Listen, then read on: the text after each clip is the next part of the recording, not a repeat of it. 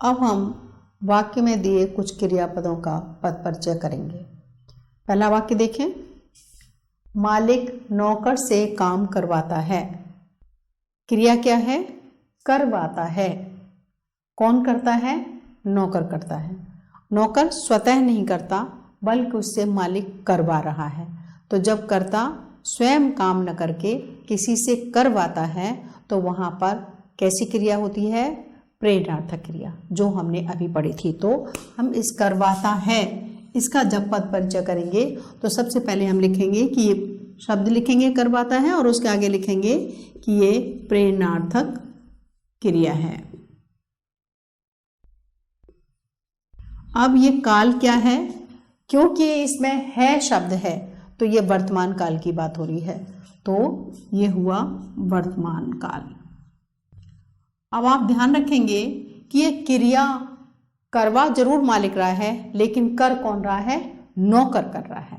इसलिए यहाँ पर हम लिखेंगे कि ये कौन किसकी क्रिया है? नौकर की क्रिया है, क्योंकि करने वाला वही है। यद्यपि वो अपनी मर्जी से नहीं कर रहा, उससे कोई करवा रहा है, लेकिन क्रिया का संबंध नौकर से है, तो नौकर की क्रिया है। यानी कि इसका कर्ता हम दो तरीके से, नौकर की क्रिया है या इस क्रिया का कर्ता कौन है? नौकर है। कैसे भी हम लिख सकते हैं, चाहे ऐसे लिखें या ऐसे लिखें। दूसरा वाक्य देखें, वह जोर से हंस पड़ा। जोर से हंस पड़ा, क्रिया क्या हुई? हंस पड़ा।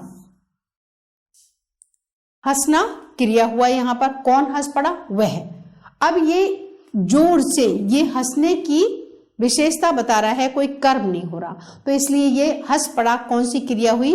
अकर्मक क्रिया हुई, क्योंकि यहां पर कोई कर्म नहीं हो रहा है, अकर्मक क्रिया हुई। अब हंस पड़ा, ये टेंस जो हम देखें इसका काल कौन सा है? तो ये हंस पड़ा यानी वर्तमान की ही बात हो रही है, कोई भूत की बात नहीं हो रही, ना भविष्य की बात हो रही है, तो ये वर्तमान काल। और इसका कर्ता कौन है? वह। तो इसका कर्ता क्या है? वह कर्ता है। वह कर्ता है या कर्ता की क्रिया है, हम कुछ भी लिख सकते हैं। कर्ता, कर्ता की, कर्ता की क्रिया है। नेक्स्ट सेंटेंस देखें, वह आते ही चला गया। वह आते ही चला गया। दो क्रियापद यहां पर हमें मिल रहे हैं, एक आते ही और दूसरा चला गया। तो यहां पर हमने अभी पढ़ा था कि जब दो क्रियाएं एक के होते ही दूसरी क्रिया प्रारंभ हो जाए तो वहां पर कौन सी क्रिया होती है? पूर्वकालिक क्रिया। तो कैसे हम पद परिचय करेंगे इस वाक्य का? कि आते ही चला गया, ये पूरा ही हम लेंगे, आते ही चला गया, तो ये क्या है? पूर्वकालिक क्रिया।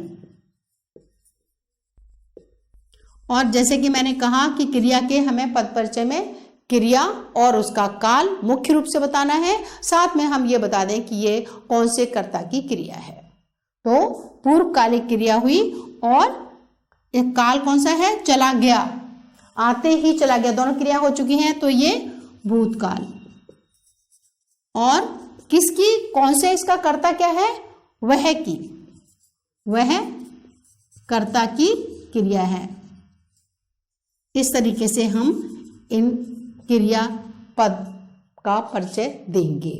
तो ध्यान रखेंगे कि हमें वाक्य को पूर्णतः पढ़कर यह देखना है कि उसमें जो क्रियापद है वो कौन सा प्रयोग के आधार पर या कर्म के आधार पर वह कौन सा क्रियापद बन रहा है, उसी के आधार पर हम उसकी पद का जो परिचय है वो हम देंगे। अगर कर्म के आधार पर सकर्मक या अकर्मक है तो वो बताएंगे, और नहीं तो जो प्रयोग के आधार पर जो है, जैसे हमने अभी किया, प्रेरणार्थक क्रिया और अकर्मक क्रिया और पूर्वकालिक क्रिया जो वाक्य में है, उसी तरीके से हम उसका पद परिचय करेंगे।